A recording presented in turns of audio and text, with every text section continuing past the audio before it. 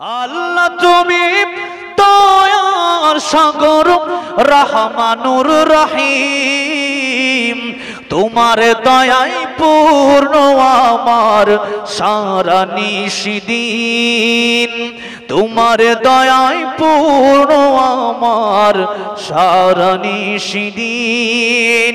আল্লাহ হচ্ছেন দয়ার সাগর। আল্লাহ কি দয়ার সাগর। আমাদের গুনাহ যত বেশি তার সাথে কোটি কোটি গুণ বেশি আল্লাহর মায়া, আল্লাহর ভালোবাসা, আল্লাহর দয়া। কোন সুবহানাল্লাহ। মৃত্যুর 5 মিনিট আগেও যদি কেউ আল্লাহর কাছে খাঁটি দিলে তওবা করতে পারে, আল্লাহ তার জীবনের সব গুনাহ মাফ করে দেবে। 80 বছর হিন্দু ছিল, মুসলমান হয়েছে, মুসলমান হওয়ার 2 মিনিট পরেই মারা গেছে, আল্লাহ তারে সব 80 বছরের গুনাহ মাফ করে আল্লাহ তাকে জান্নাতের মালিক বানায় দিবেন। আল্লাহ এত দয়ালু। আল্লাহ 80 বছর দেখেন, আল্লাহ দিলটা দেখেন, আল্লাহ মনটা দেখেন। কোন ব্যক্তি আল্লাহ কাছে মাফ চাইলো, ক্ষমা চাইলো, তওবা করলো, এটা আল্লাহ দেখেন। আর আল্লাহ তো ফেরেশতা বানালেই পারতেন, তো মানুষ না বানালেও পারতেন। ফেরেশতারা বলেছিল না, নাহনু নুসাব্বিহু বিহামদিকা ওয়া নুকদ্দিসু লাক। আল্লাহ তোমার তাসবিহ, তোমার ইবাদত করার জন্য আমরা আছি, মানুষ বানানোর কি দরকার? আল্লাহ বলেন আমি যা জানি তোমরা জানো। তার মানে কি? তার মানে হচ্ছে বান্দা যখন গুনাহ করবে এরপর আল্লাহর কাছে মাফ চাবে, এটা আল্লাহর কাছে ভালো লাগবে। কোন সুবহানাল্লাহ। এটা আল্লাহ বড় খুশি হয়। বান্দা গুনাহ তো করবেই, এই মানুষকে আল্লাহ গুনার শক্তিও দিয়েছেন, আবার ভালো কাজ করার শক্তিও দিয়েছেন। গুনাহ করে যখন আল্লাহর কাছে ক্ষমা চাইবে, আল্লাহ বলেন বান্দা তো সব গুনাহ আমি আল্লাহ মাফ করে দিলাম। কিন্তু আল্লাহ শিরিক মাফ করবে না। যেরকম পূজা, মূর্তি পূজা, এরপর সূর্য চন্দ্রের পূজা, কোন কবর পূজা, মাজার পূজা, কোন পীরের পূজা, কোন পীরের পায়ে সিজদা, এগুলো সম্পূর্ণ হারাম। এগুলো যারা করবে আল্লাহ এদেরকে কোনোভাবেই মাফ করবে না, নিশ্চিত ডাইরেক্ট তারা জাহান্নামে যাবে। আল্লাহ বলেছেন লা ইয়াগফিরু, ডাইরেক্ট কোরআনের আয়াতের কোনো হাদিস না, এটা আলাদা এমনও না যে আমি আমার পক্ষ থেকে বানিয়ে বলছি, কোনো হুজুর কোনো মোল্লার কথা না। আল্লাহ ডাইরেক্ট বলেছেন ইন্নাল্লাহা লা ইয়াগফিরু আইয়ুশরাকা বি, আমি আল্লাহ সব মাফ করলেও আমি আল্লাহ শিরিক মাফ করব না। আল্লাহ রাব্বুল আলামিন আমাদেরকে এই কপালটা দিয়েছেন কেবলমাত্র আল্লাহর কদমে সিজদা দেওয়ার জন্য। কার কদমে সিজদা দেওয়ার জন্য? আল্লাহর কদমে সিজদা দেওয়ার জন্য। আল্লাহ ছাড়া কারো কদমে, কারো পায়ে, কোনো কবরে, কোনো জায়গায় সিজদা দেওয়া যাবে না, মাথা নত করা যাবে, হারাম। সে ব্যক্তি জাহান্নামে যাবে, অনন্তকালের জন্য জাহান্নামের আগুনে পড়বে। এবার আল্লাহ রাব্বুল আলামিন এক নম্বর আল্লাহর হক মাফ করে দিবেন চাইলে। আল্লাহ তো গফফার, আল্লাহ চাইলে মাফ করবে। কিন্তু আল্লাহ রাব্বুল আলামিন একটা হক আল্লাহ মাফ করবে না যতক্ষণ পর্যন্ত বান্দা মাফ না করবে। আল্লাহ রাব্বুল আলামিন বলেন আমি আল্লাহ মাফ করব না। আপনি যদি কোনো মানুষের টাকা মেরে খেয়ে থাকেন, এই টাকা মেরে খাওয়ার কারণে আল্লাহ আপনাকে মাফ করবে না। ওই মানুষটা যার টাকা মেরে খেয়েছেন ও যতক্ষণ না মাফ করবে, কারো সম্পদ আত্মসাৎ করেছেন, ওই মানুষটা আপনার যতক্ষণ না মাফ করবে আল্লাহ আপনার ততক্ষণ মাফ করবে না। এই জন্য যারা সম্পদ মেরে খেয়েছে সম্পদ দিয়ে দিবেন, টাকা মেরে খেয়েছে টাকা দিয়ে দিবেন। 2 দিনের দুনিয়া আপনি এই সম্পদ তো কবরে নিয়ে যেতে পারবেন না। পারবেন কি কবরে নিয়ে যেতে? কবরে নিয়ে যেতে পারবেন। কাফনের কাপড়ে কি পকেট আছে বলেন? আরে কত দুনিয়াতে এই যে আমরা কাপড় বানাইছি, কোট, এরপরে পাঞ্জাবি, আপনারা শার্ট বানিয়েছেন, বলেন তো শার্টে টাকা রাখার পকেট আছে না নাই বলেন তো? আছে। কিন্তু কাফনের কাপড় 3 টুকরা অথবা 5 টুকরা যে দেবে, বলেন তো এই কাপড়ের কাপড়ে কি কোনো পকেট থাকবে? একটা পকেটও থাকবে না। তার মানে যেই কাপড়ের পকেট নাই, ওই কাপড়ের সাথে টাকা পয়সা নিয়ে যাওয়ার, সম্পদ নিয়ে যাওয়ার কোনো সুযোগ নাই। আমার ভাইরা, আমার মুরব্বী বাবাজিরা, যেহেতু দুনিয়া থেকে টাকা পয়সা নিয়ে যাওয়ার কোনো সুযোগ নাই, এই দুনিয়া থেকে যেহেতু সম্পদ নিয়ে যাওয়ার কোনো সুযোগ নাই, আর এই দুনিয়া 2 দিনের দুনিয়া, আজকে আছেন কালকে নাই, এই মুহূর্তে বেঁচে আছেন। আমি বাংলাদেশে যেতে পারবো কিনা আমি জানি না, আপনি এখান থেকে ঘরে ফিরে যেতে পারবেন কিনা আপনি জানেন না। সুতরাং এই দুনিয়ার আশা করে কোনো লাভ নাই। আশা করতে হবে ওই জান্নাতের, যেই জান্নাতে বাদুলাবাদ, যেই জান্নাতে আপনি ঢুকবেন চিরকালের জন্য, অনন্তকালের জন্য। ওই জান্নাতের ভিতরে আল্লাহ রাব্বুল আলামিন আপনারে দেবে। ওই জান্নাতের ভিতরে জিন্দেগিতে কোনোদিন আপনার মরণ হবে না। দুনিয়াতে কি আছে স্যার? 1 নম্বর অর্থ কি? মরণ। এই মরণ দুনিয়াতে আছে, কিন্তু জান্নাতে ওই মরণ থাকবে না। যেখানে মরণ নাই সেই জায়গা চিন্তা করা দরকার না, যেখানে মরণ আছে সেই চিন্তা করা দরকার। ওই জায়গা যেখানে মরণ নাই ওই জায়গা পাওয়ার আশা করা দরকার।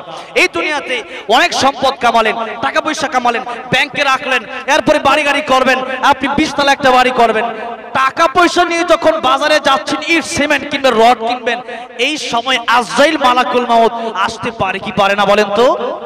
আসতে পারে।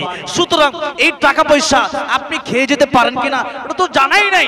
সুতরাং ওই জান্নাত, যেই জান্নাতে আল্লাহ রাব্বুল আলামিন আপনাকে দাউদ নবীর মতো কণ্ঠ দিবেন, ইউসুফ আলাইহিস সালামের মতো সৌন্দর্য দান করবেন, আদম নবীর মতো 60 হাত লম্বা দিবেন, আমার নবীজির মতো বিশ্ব নবী মুহাম্মদুর রাসূলুল্লাহ সাল্লাল্লাহু আলাইহি সাল্লামের মতো চরিত্র দান করবেন, যেখানে গেলে মিনিমাম 72টা হুর আল্লাহ দান করবেন, যারা একবার দুনিয়াতে থুতু ফেললে দুনিয়ার সমস্ত সাগর নদীর পানিগুলো মেশকে আম্বর হয়ে যেত। তাহলে সেটা দরকার নাকি দুনিয়া দরকার বলেন? আল্লাহ রাব্বুল আলামিন এই দুনিয়াতে আমাদেরকে এটাই জানালেন, দুনিয়ার মানুষের আরে এই দুনিয়া তোমাদেরকে দিলাম, আবার কিন্তু পরকাল আছে, যেই না পাক পানি থেকে আমি আল্লাহ রাব্বুল আলামিন তোমাদেরকে বানালাম, কিয়ামতের ময়দানে কিন্তু তোমাদেরকে আবার আমি ওঠাবো। আচ্ছা বলেন তো, অনেকেই যেরকম অনেক হিন্দুরা এটা বিশ্বাস করে না, কি বিশ্বাস করে না? তারা বিশ্বাস করে না যে তারা মনে করে আগুন দিয়ে পুড়িয়ে ফেললি সব শেষ। আচ্ছা বলেন তো, যে আল্লাহ নাপাক পানি থেকে আমাদেরকে, জিরো থেকে আমরা ছিলাম না, কিছু ছিলাম না, ওই আল্লাহ আমাদেরকে এই যে কথা বলতে পারতেছি, আমরা মনে করি মানুষ মরে গেলে এটা মনে হয় অনেক আশ্চর্যের বিষয়, অবাক হয়ে যায় এই লোকটা এত তাড়াতাড়ি মারা গেল, কিন্তু আমি যে কথা বলতেছি, এই যে হাত নাড়াচ্ছি, এই যে আপনারা বসে বসে আমার দিকে তাকিয়ে আছেন, আমি আপনাদের দিকে তাকিয়ে আছি, এটা হচ্ছে অবাক করা বিষয়। এটা কেমনে হচ্ছে, ঠিক কিনা বলেন? এটা হচ্ছে অবাক করা বিষয়। মরে যাওয়া কোনো অবাক করা বিষয় না, বেঁচে থাকাটাই অবাক করা বিষয়, মরে যাওয়া অবাক করা বিষয় নয়। এই জন্য আল্লাহ রাব্বুল আলামিন এই দুনিয়া দিলেন আর পরকাল রাখলেন। আল্লাহ রাব্বুল আলামিন বললেন দুনিয়ার মানুষের আরে হাল আতা আলাল ইনসান হিনুম মিনাদ দাহরি লাম ইয়াকুন শাইআম মাযকুরা, কিছুই তোমরা ছিলে না, মিন আই শাইইন খালাকাহু মিন নুতফাতিন খালাকাহু ফাকাদ্দারা সুম্মা সাবিলা ইয়াসসারা, মায়ের পেট থেকে নাপাক পানির মাধ্যমে আমি আল্লাহ রাব্বুল আলামিন তোমাদেরকে দুনিয়ায় আনলাম। এই দুনিয়া তোমাদের পরীক্ষার জায়গা। আল্লাযী খালাকাল মাউতা ওয়াল হায়াতা লিয়াবলুয়াকুম আইয়ুকুম আহসানু আমালা, কে কত ভালো আমল এই দুনিয়াতে করতে পারে, এটা হচ্ছে তোমাদের পরীক্ষার জায়গা। আল্লাহর নবী বলেন আদ-দুনিয়া মাজরাতুল আখিরাহ, দুনিয়া হচ্ছে তোমাদের কর্মক্ষেত্র, এখানে যে গাছ লাগাবা ওই গাছের ফল তোমরা কিয়ামতের কঠিন ময়দানে অর্জন করবে। তাহলে আপনি যদি জাহান্নামের আগুনের গাছ লাগিয়ে যান, তাহলে কি আপনি কিয়ামতের ময়দানে জান্নাত পাবেন? ফারিকুন ফিল জান্নাতি ওয়া ফারিকুন ফিস সাঈ, একটা জান্নাতে একটা জাহান্নামী হবে। আল্লাহ বলবেন আমতাজুল ইয়াউমা আইয়ুহাল মুজরিমুন, আজকে জাহান্নামে আলাদা হয়ে যাও। সেই দিন যদি আপনার আমল থাকে জাহান্নামে, তাহলে আপনি তো জান্নাতে যেতে পারবেন না। এই জন্য আমার ভাইরা, আমার মুরব্বি বাজিরা, ওই জান্নাতে, যেই জান্নাতে অনন্তকাল থাকবো, 32 বছর যে যুবক থাকবে, এই যুবকটা 32 বছরই থাকবে, কোনোদিন 33 বছর হবে না। বলেন সুবহানাল্লাহ। এই জন্য রব্বুল আলামিন এই দুনিয়া পরীক্ষা হল বলেন, গরু ছাগলের জন্য জান্নাত জাহান্নাম নাই, গাছ গাছালি পাক পাখালির জন্য জান্নাত জাহান্নাম নাই। এই জন্য তারা দুনিয়াতে যা কিছু করুক না কেন, আল্লাহ রাব্বুল আলামিন তাদেরকেও কিন্তু কিয়ামতের ময়দানে উঠাবে। একটা গরু যদি আরেকটা গরুকে গোতা দিয়ে থাকে, আল্লাহ কিয়ামতের ময়দানে বলবেন তুমি আজকে তার প্রতিশোধ গ্রহণ করে নাও। এরপর আল্লাহ বলবেন তোমরা মাটি হয়ে যাও। কিন্তু মানুষ মাটি হবে না, মানুষকে আল্লাহ রাব্বুল আলামিন আবার উঠাবেন। আবার উঠানোর পরে মানুষের হিসাব শুরু হয়ে যাবে, কেউ যাবে জান্নাতে, কেউ যাবে জাহান্নামে।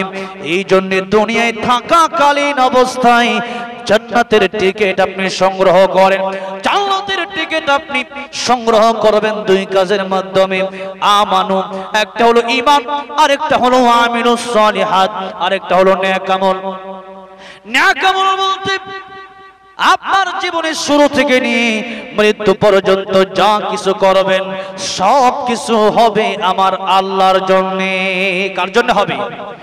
ইন্নাস সালাতি ওয়া নুসুকি ওয়া মাহইয়ায়া ওয়া মামাতি লিল্লাহি রাব্বিল আলামিন। আল্লাহ রাব্বুল আলামিন বলেন, কুল, ও নবীজি আপনি বলুন, ইন্নাস সালাতি, নিশ্চয় আমার নামাজ, ওয়া নুসুকি, আমার কুরবানি ওয়া মাহইয়ায়া আমার জীবন ওয়া মামাতি আমার মরণ সবকিছু আল্লাহ রাব্বুল আলামিনের জন্য নিবেদিত। কার জন্য? আল্লাহর জন্য সবকিছু করতে হবে। নবীজি হাদিস শরীফের ভিতরে বলেন, মান হাব্বা লিল্লাহ ওয়া আবগাদা লিল্লাহ ওয়া আতা লিল্লাহ ওয়া মানাআ লিল্লাহ ফাকাদ ইসতাকমালাল ঈমান। ওই বান্দার ঈমান পরিপূর্ণ হলো যে ব্যক্তি কাউরে ভালোবাসে আল্লাহর জন্য, কাউকে ঘৃণা করে আল্লাহর জন্য, মাহফিলে মসজিদ মাদ্রাসায় দান করে আল্লাহর জন্য, আবার গান বাজনার অনুষ্ঠানে দান করে না সেটাও আল্লাহর জন্য। যা কিছু করবে মুমিন বান্দা সব হবে আল্লাহ রাব্বুল আলামিনের জন্য। এখন আসুন আমি যেই কথা বলতেছিলাম, এই যুবক বয়সকে এরকম মনে করলে হবে না যে যুবক বয়সে মনে হয় মরবো না। কত যুবক প্রতিদিন মারা যায়।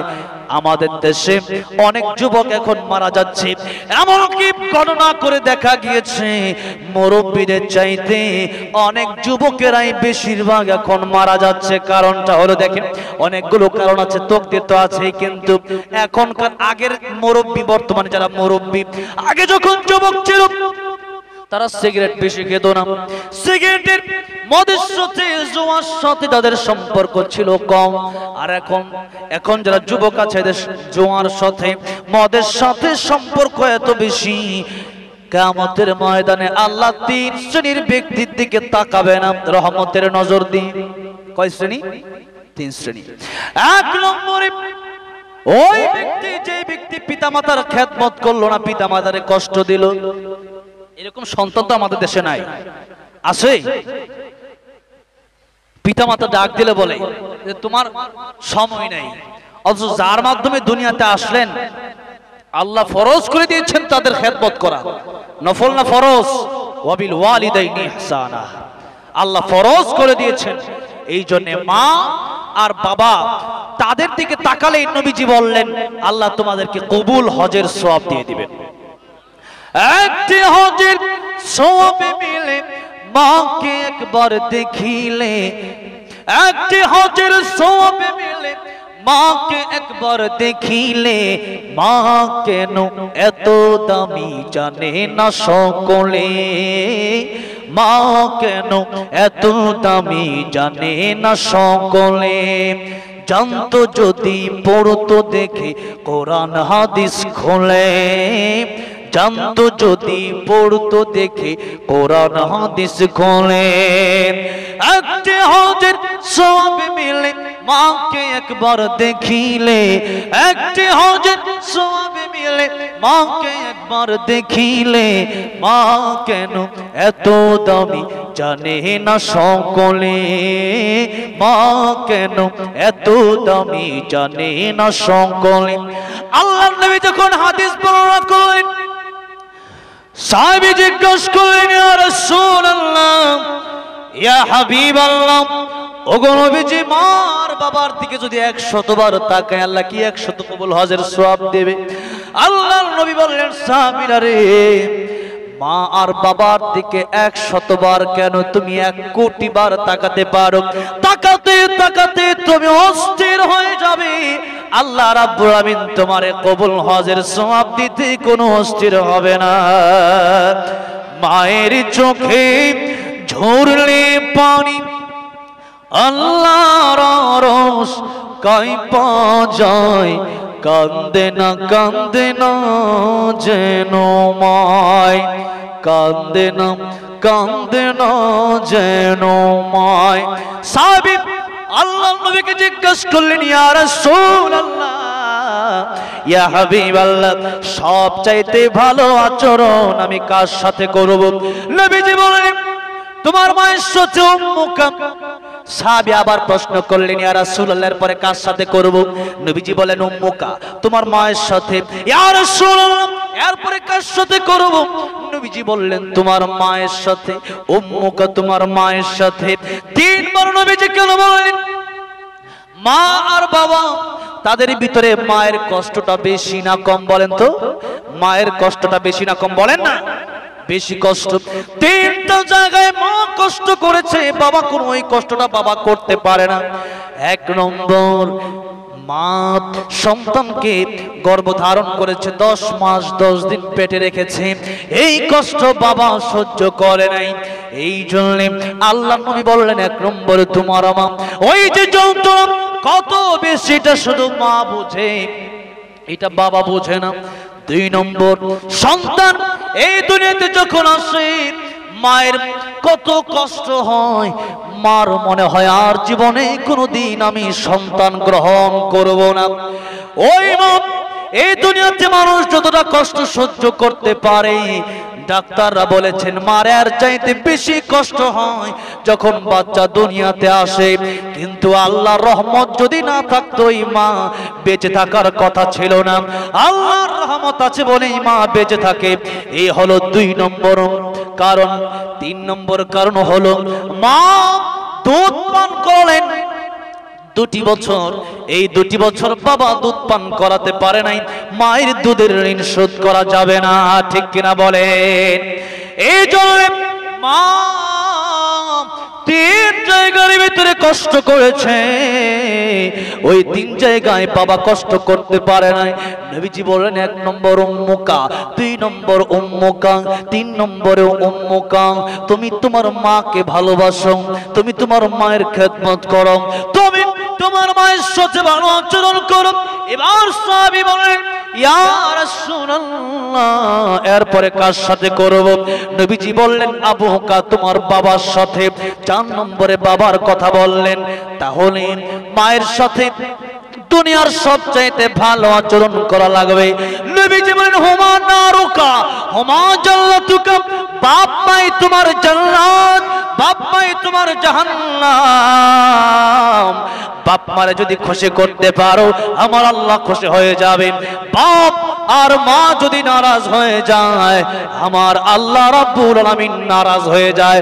আর আল্লাহ যদি নারাজ হয়ে যায় জান্নাত ঠিকানা হবে না, হবে জাহান্নামের জন্য নবী বলেন, তোমার মায়ের পায়ের নিচে আল জান্নাতু তাহতা আকদামিল উম্মাহাত, জান্নাত তোমার মায়ের পায়ের নিচে। কোথায় জান্নাত বলেন? মায়ের পায়ের নিচে জান্নাত। এই জন্য মারে কষ্ট দেওয়া যাবে না। মায়ের চোখে ঝরলে পানি আল্লাহর আরশ কাঁপা যায়, কাঁদে না যেন মায়, কাঁদে না যেন মায়। মায়ের মনে কত কষ্ট জানো না কি ভাই, এই জগতে মায়ের মতন আপন কেহ নাই। সেই মায়ের কষ্ট কেহ দিও না এই দুনিয়ায়, কান্দে না যেন মায়, কান্দে না যেন মায়। নারায়ে তাকবীর, নারায়ে তাকবীর, নারায়ে তাকবীর। সন্তানের জন্য মায় করলে মুনাজাত, ফিরাতে পারেন না প্রভু মায়ের 2টি হাত। দোয়া চাইবেন বাপ মার কাছে। কার কাছে?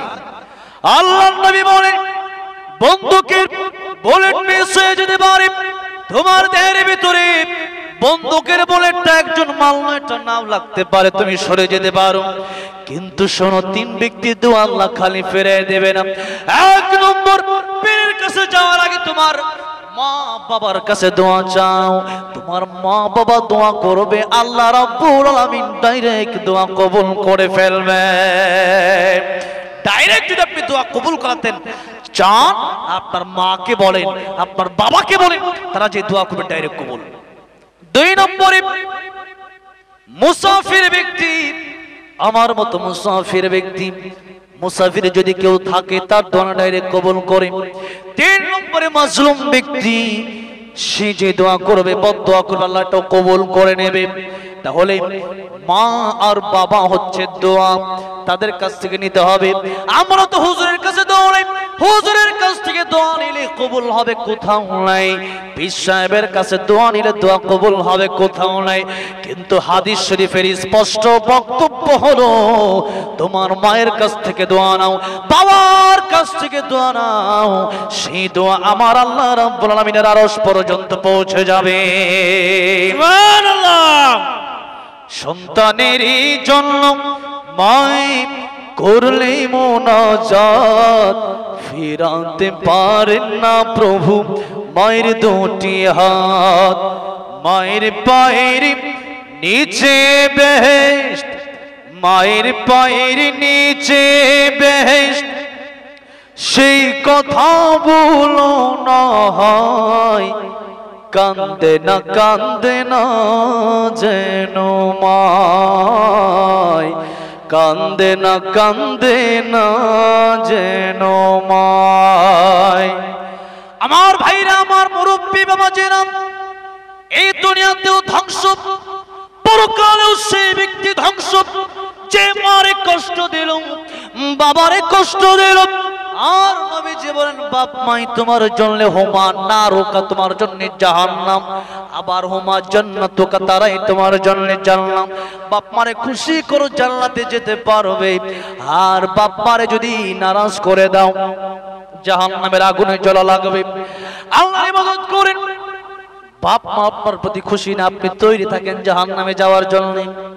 তাহলে কিয়ামতের ময়দানে আমি যে কথা বলতেছিলাম, তিন ব্যক্তির দিকে আল্লাহ রহমতের নজর দিয়ে তাকাবেন। আল্লাহ যদি রহমতের নজর দিয়ে না তাকায়, বলেন তো ওই দিন যাওয়ার কোন জায়গা আছে? আল্লাহ এক নম্বর ওই ব্যক্তির দিকে তাকাবে না যেই ব্যক্তি মা আর বাপের কষ্ট দিয়েছে। দুই নম্বরে ওই ব্যক্তি যেই ব্যক্তি মানুষকে খোটা দিয়েছে। অনেকে আছে দেখবেন 1 লক্ষ টাকা মনে করেন দিল মাদ্রাসায়, দিয়ে পরে বলে আমি তো অনেক টাকা পয়সা মাদ্রাসায় দিই, আমার উপরে কেন কথা বলে, এরকম অনেকে বলে না? যারা বলে আপনি দান করে আপনি জাহান্নামের বোঝা আপনার কাঁধে তুলেছেন। এই জন্য গরিবকে দান করবেন, খোটা দেওয়ার নিয়তে নাই, কিয়ামতের ময়দানে আল্লাহ আপনারা দিবে, এই নিয়তে দিবেন। আপনি দান করলেন আবার খোটাও দিলেন, আপনার তো আমও গেল সালাও গেল। আমাদের বাংলাদেশে আমও গেল সালাও গেল না, আপনার দুনিয়াও হারালেন, দুনিয়াতে 1 লক্ষ টাকা এটা ফাও গেল। আর আখিরাতেও কিয়ামতের ময়দানে আপনার জাহান্নামে জ্বলতে হবে। কেন? আপনি টাকা পয়সা মাদ্রাসায় মসজিদে দিলেন, আপনি দ্বিতীয়বার এই কথা বলতে পারবেন না আমি দিয়েছি, এটা অহংকার করে আপনি বলতে পারবেন, আল্লাহ আপনার দিকে কিয়ামতের মধ্যে রহমতের নজরে তাকাবে না। 3 নম্বরে যে কথার প্রসঙ্গে এতগুলো কথা আমি বললাম, 3 নম্বর কথা হলো ওই যুবক ব্যক্তি বা ওই ব্যক্তি যেই ব্যক্তি নেশার সাথে জড়িত ছিল, বিড়ি, সিগারেট, মদের সাথে, ইয়াবার সাথে, বাবার সাথে জড়িত যারা। এখানে তো কলকাতা মোটামুটি কমই হয়, ত্রিপুরা থেকে আমি কলকাতা আসলাম, ত্রিপুরা যাওয়ার সময় 3-4 বার আমাদেরকে চেক করা হলো। আমি জিজ্ঞেস করলাম এতবার চেক করলো কেন? বললো এখান দিয়ে ইয়াবার বাবা প্রচুর পরিমাণে যায়। তো সেই ত্রিপুরার কথা বলছে আর কি, সেখানে তো শুকরের মাংস বিক্রি করা হয়, এরপরে সাপ দেখলাম রাস্তাতে যাচ্ছে, এগুলো তারা ধরে খেয়ে ফেলে।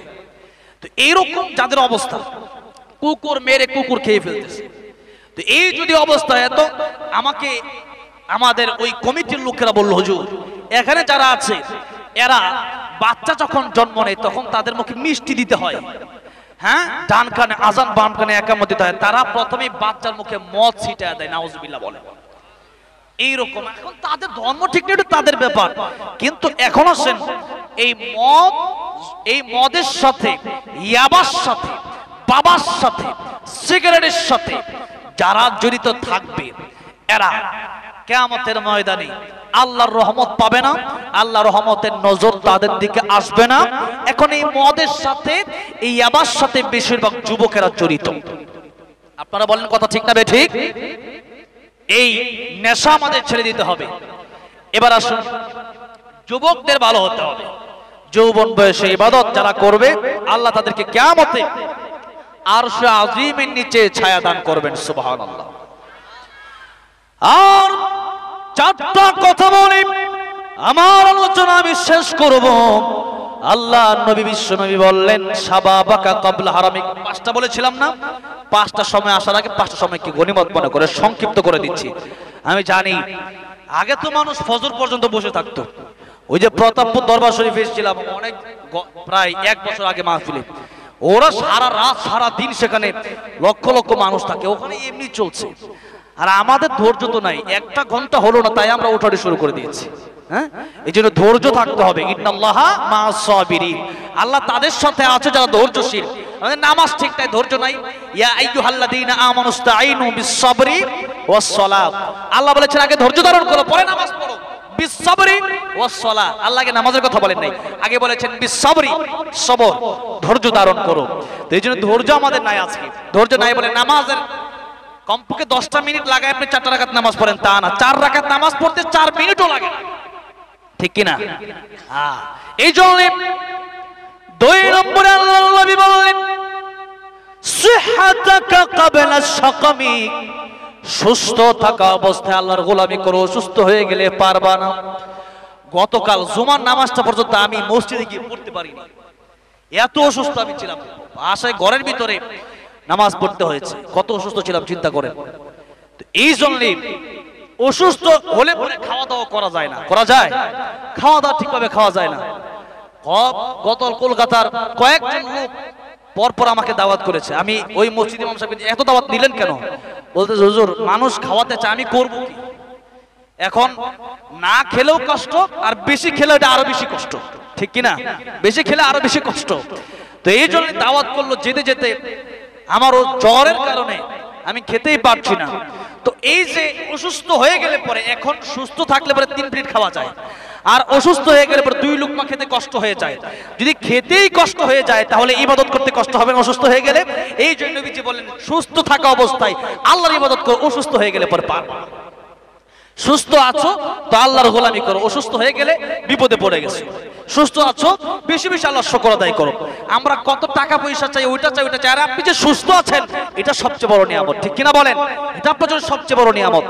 এবার আসেন নবীজি বললেন 3 নম্বর গিনাকা ক্বাবলা ফাকরিক, টাকা পয়সা আছে, এই টাকা পয়সা তুমি আল্লাহর রাস্তায় কাজে লাগাও। সকাল বেলার ধনী তুমি ফকির সন্ধ্যা বেলা। এই জন্য টাকা পয়সা থাকলে পরে এই টাকা পয়সার যাকাত দেন, দান সদকা করেন, ইতিমকে দান করেন, গরিবকে দান করেন, ইতিমখানায় দান করেন, লিল্লাহ বুড়িকে দান করেন, মসজিদে আল্লাহর ঘরে আপনি দান করেন। এই টাকা পয়সা কিয়ামতে আপনার উপকারে আসবে, এগুলো আল্লাহর ব্যাংকে জমা হয়ে যাবে। আর যে টাকা পয়সা দুনিয়াতে উড়াবেন সেগুলো আল্লাহর ব্যাংকে জমা হবে না। এই জন্য টাকা পয়সার মাধ্যমে আল্লাহর গোলামি করা যায়, টাকা পয়সা দান করার মাধ্যমে। আল্লাহ রাব্বুল আলামিন কোরআন শরীফের বহু জায়গায় বলেছেন ওয়ামিম্মা রাযাকনাহুম ইউনফিকুন, তোমরা যাদের আছে সেগুলো থেকে তোমরা খরচ করো, যা টাকা পয়সা আছে সেগুলো থেকে আল্লাহর রাস্তায় খরচ করো। নবীজি 4 নম্বরে বললেন ফারাগাকা ক্বাবলা শুগুলিক, তোমরা অবসর থাকা অবস্থায় ব্যস্ত হওয়ার আগে আল্লাহর ইবাদত করো। আমরা যত দিন যায় তত অবসর হই না ব্যস্ত হই? ব্যস্ত হই। যখন তোমার 2 পা যেথাই খুশি সেথাই যা, যখন তোমার 4 পা ভাত কাপড় দিয়ে যায়, যখন বিয়ে করলেন, যখন তোমার 6 পা আব্বু তুমি কোথায় যাও, তখন আপনার ব্যস্ততা আরো বাড়লো। এখন যদি এলাকার নেতা হন তাহলে আপনার ব্যস্ততা আরো বেশি, আর যদি এমপি হন, মন্ত্রী হন তাহলে আরো বেশি, দেশের প্রধানমন্ত্রীর ব্যস্ততা আরো বেশি। যে যত বড় তার ব্যস্ততা তত বড়। এই জন্য ধীরে ধীরে মানুষ অবসর হয় না, ব্যস্ত হয়। আপনি অবসর আছেন মানে আপনি আল্লাহর গোলামি করেন, আল্লাহর ইবাদত করেন, ব্যস্ত হয়ে গেলে পরে পারবেন না। শেষ কথা, আল্লাহর বিশ্বনবী রাহমাতুল লিল আলামিন বলেছেন 5 নম্বরে হায়াতাকা ক্বাবলা মাউতিক, মরণের আগে তুমি ভালো হয়ে যাও।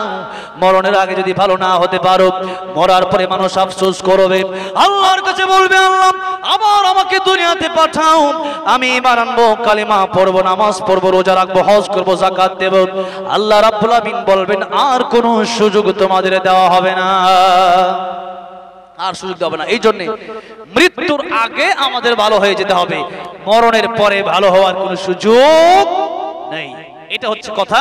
এই জন্য মরণের আগে জান্নাতে যাওয়ার জন্য আল্লাহর পথে চলে আসুন, গুনাহ ছেড়ে দিন। 2 নম্বর কথা হলো এই সার কথা এখনো বলতেছি, আরো তো অনেক লম্বা ব্যাখ্যা, সেগুলো আজকে করব না। 2 নম্বর ব্যাখ্যা হলো বড় কিয়ামত, যেদিন পৃথিবী ধ্বংস হয়ে যাবে, ইসরাফিল আলাইহিস সালাম সিংহায় ফুৎকার দিবেন, আল্লাহ মানুষকে উঠাবেন, হিসাব নিকাশ শুরু হয়ে যাবে, কেউ যাবে জাহান্নামে, কেউ যাবে জান্নাতে। ওই কিয়ামতটাও কোন দিন হবে এটা পৃথিবীর কোনো মানুষ জানে না, এটা কেবলমাত্র আল্লাহ রাব্বুল আলামিন জানেন। কিছু ব্যাপার আছে যেগুলো আল্লাহ ছাড়া পৃথিবীর কোনো মানুষ জানে না। এই জন্য ওই কিয়ামত কায়েম হবে। দুটি কিয়ামতে মানুষের জন্য হয়তো শান্তি হবে, নয়তো মানুষের জন্য কষ্ট হবে। আর এই শান্তি শুরু হবে যার জন্য, কবরে যার শান্তি শুরু হয়ে যাবে, এর মিজান শান্তি, তার পুলসিরাত শান্তি, হ্যাঁ, তার হাসর শান্তি, তার জন্য হাউজে কাউসারে পানি আসবে, সে ব্যক্তি জান্নাতে যাবে। আর কবরটা যার জন্য, আল কবরু রাউযাতুম মির রিয়াজিল জান্নাহ উফরাতুম মিন হুফারিন নার, জাহান্নামের টুকরা, জাহান্নামের গর্ত যদি হয়ে যায়, উসমান রাদিয়াল্লাহু আনহু কবর থেকে কাঁদতেন। কেন? নবীজি বলেছেন তোমার কবর হলো প্রথম গাছ, এটা ভালো হয়ে গেলে সব ভালো, আর কবর যদি খারাপ হয়ে যায় তোমার সব খারাপ। কবরের প্রস্তুতি আমাদের নেওয়া দরকার আছে। কবরের প্রস্তুতি আমরা নিতে চাইলে দুনিয়াদারি বাদ দিয়ে আল্লাহর গোলামি বেশি বেশি করতে হবে। যত কষ্টই হোক ফজরের নামাজ অংশগ্রহণ করতে হবে, যত কষ্টই হোক টাকা পয়সা দিতে মন চাইলে তারপর আল্লাহর রাস্তায় দিতে হবে, যত কষ্টই হোক আল্লাহর জিকির করতে হবে, যত কষ্টই হোক আল্লাহকে স্মরণ করতে হবে, যত কষ্টই হোক সুদ ঘুষ খাওয়া যাবে না, হারাম খাওয়া যাবে না, এগুলো হচ্ছে আল্লাহর কাজ। এখন আসেন, আল্লাহ রাব্বুল আলামিন বললেন 2 নম্বরে এই কিয়ামত গোপন রাখলাম কেন? নিয়ম শৃঙ্খলা থাকবে না। এর 2 নম্বর ব্যাখ্যা হলো মানুষ আমল করবে না। কারণ ওই যে বলেছিলাম তওবা করলে আল্লাহ তো গফফার, আল্লাহ তো রহিম, আল্লাহ তো রহমান, আল্লাহ সব মাফ করে দিতে পারে চাইলে, আল্লাহ শিরিক আর বান্দার হক বাদ দিয়ে। সেই কথা, এখন আল্লাহ শিরিক আর বান্দার হক বাদ দিয়ে সব যদি মাফ করে দেয়, তাহলে বান্দা চিন্তা করে 2026 সালে যদি মারা যায়, সারা জীবন গুনাহ করব, 26 সাল আসার 1 মাস আগে আমি মসজিদে গিয়ে ঢুকবো আর বের হব না, ঠিক কিনা? এই চিন্তা করবে। কেন চিন্তা করবে? কারণ আমি তো মরবো, মরার আগে তওবা করলে সব গুনাহ মাফি করে দিবে। সুতরাং মিজানের পাল্লায় যখন ওজন দেওয়া হবে, দেখা যাবে আপনার 60 বছর জিন্দেগি, 59 বছর গুনাহ, আর 1 বছর মাত্র নেকামল, তখন আপনি এই আমল দিয়ে জান্নাতে যাওয়াটা কষ্ট হয়ে যাবে। এই জন্য আল্লাহ পাক জানালেন না, যাতে করে মানুষ সর্বক্ষণ মৃত্যুর প্রস্তুতি নিয়ে থাকে। মৃত্যু যে কোনো সময় আমাদের হয়ে যেতে পারে, এখনো হতে পারে, সকালেও হতে পারে, আগামীকালও হতে পারে, যে কোনো সময় মৃত্যু হতে পারে। এই জন্য ভালো হবেন কি আগামী শুক্রবারে, না এখন থেকে ভালো হতে হবে, ঠিক কিনা বলেন? আল্লাহ পাক আমাদেরকে দুনিয়াতে থাকাকালীন অবস্থায় কবরের প্রস্তুতি, জান্নাতে যাওয়ার মতো বেশি বেশি আমল করার তৌফিক দান করেন। জোরে বলেন আমিন। ও আখিরু দাওয়ানা আলহামদুলিল্লাহি রাব্বিল আলামিন।